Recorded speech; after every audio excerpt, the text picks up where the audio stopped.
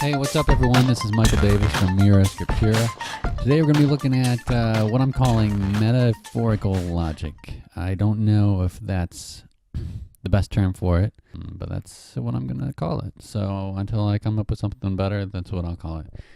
I don't know if this is something that's recognized. I haven't seen it addressed by any other scholars, so I don't know if this is unique to me or not, but I'm going to show you some examples from Matthew, and here's one. Matthew 6, in the red there, it says, "No one is able to serve two masters, for either he will hate the one and love the other, or he will be devoted to one and despise the other.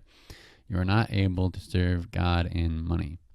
So on the surface level here, this is about money, not setting your heart on money, but serving God. You know what it means. But there's another level here that people are going to pick up on usually, and that is they're dealing with a conflict within the church at that time between masters and servants.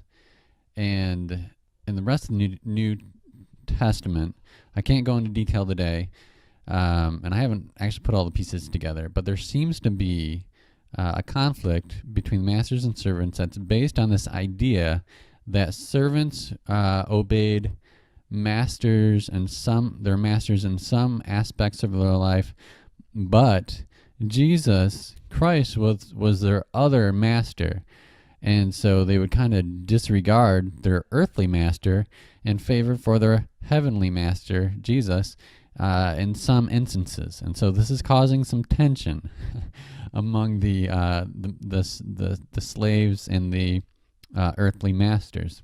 And so what Matthew does here is really quite brilliant, if I'm right in this, because he's hitting two birds with one stone, so to speak. He's hitting on the one level, he's dealing with the rich masters, and he's saying, hey, this point is for you. You can't serve God and money. And the slaves are going to be like, yeah, that's right. You can't serve God and money.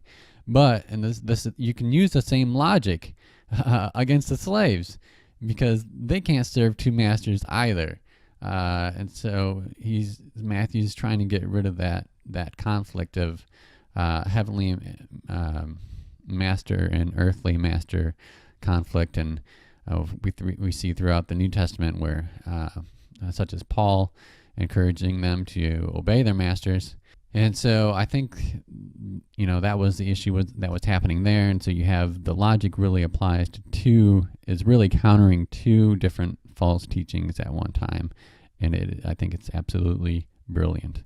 So let's see if we can have another one here. All right, so here's another one. Just ignore the green. We're looking at the red here, verse 25 in Mark chapter 3. Yeah. It says, "And if a house is divided against itself, that house will not be able to stand."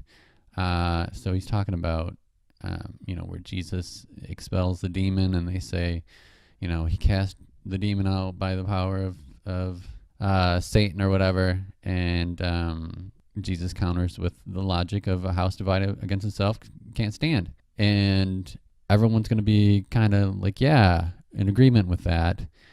But then you can use that same logic with the issue at the time of the schism between the Jews and the Gentiles within the church. We see this throughout the whole New Testament, not just between Jews and Gentiles, but also dealing with women and slaves and also children, how they have different standings within the church, and they're kind of divided. Really, they're kind of divided against each other. And so Mark here, another absolutely brilliant move, hitting two birds with one stone. One dealing with really defending where the source of power came from for Jesus, but also hitting the church in the whole conflict between the different divisions within the church.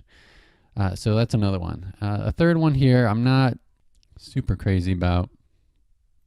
I think this one is a bit of a stretch, but it says, "And if your eye causes you to sin, tear it out.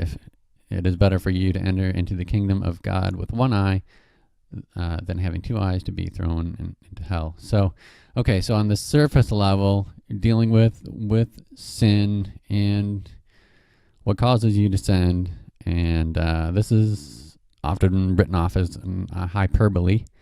I don't think, but I don't think it is. I don't think it's hyperbole. I don't think Jesus is exaggerating. I think it's quite literal. I think if your eye does cause you to sin, you should tear it out. But the point being here is that your eye doesn't cause you to sin. It's a if-then statement.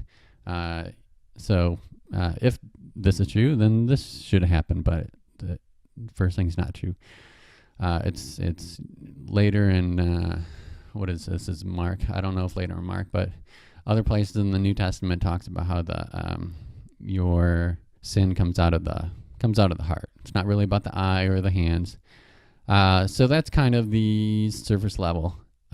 There may be, I admit this is a bit of a stretch, there may be another level here that is dealing with false prophets within the church at the time, and because prophets are referred to as eyes within the body, so this may be another hit here by Mark to say, hey, get rid of the false prophets because they're going to take you down with them.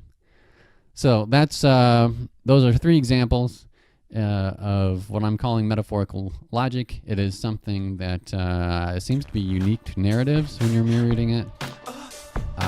So I hope you enjoyed that. Thanks for watching.